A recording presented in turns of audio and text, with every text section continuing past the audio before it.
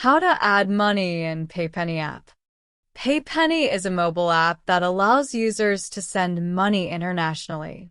With zero transfer fees, high exchange rates, and fast delivery. It offers secure, user-friendly service with 24/7 customer support. First, download Paypenny application from Google Play Store or App Store. Then log into your account. On Homepage, click on Manage tab. Go to the My Money tab and click on Deposits. Click Link your bank account. Now, search for your bank by typing in the name or scrolling, and then select a bank. After selecting, you may now enter your bank account's login credentials into the secure portal. Enter deposit amount and click Continue. Then click on Submit. That's it. Thanks for watching.